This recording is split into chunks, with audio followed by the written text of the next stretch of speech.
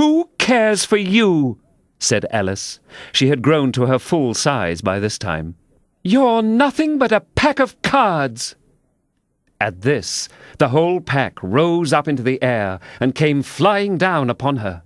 She gave a little scream, half of fright and half of anger, and tried to beat them off, and found herself lying on the bank, with her head in the lap of her sister, who was gently brushing away some dead leaves that had fluttered down from the trees upon her face.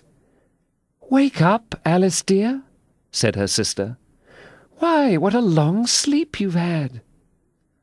"Oh, I've had such a curious dream," said Alice. And she told her sister, as well as she could remember them, all these strange adventures of hers that you have just been reading about. And when she had finished, her sister kissed her and said, "It was a curious dream, dear, certainly. But now run into your tea. It's getting late." So Alice got up and ran off, thinking while she ran, as well she might, what a wonderful dream it had been.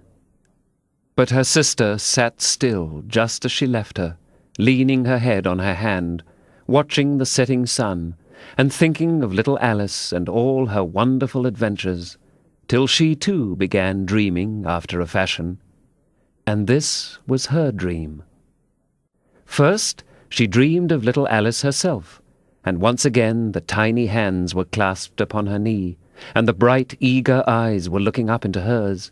She could hear the very tones of her voice, and see that queer little toss of her head to keep back the wandering hair that would always get into her eyes. And still as she listened, or seemed to listen, the whole place around her became alive with the strange creatures of her little sister's dream. The long grass rustled at her feet as the white rabbit hurried by. The frightened mouse splashed his way through the neighbouring pool. She could hear the rattle of the teacups as the March Hare and his friends shared their never-ending meal, and the shrill voice of the Queen ordering off her unfortunate guests to execution.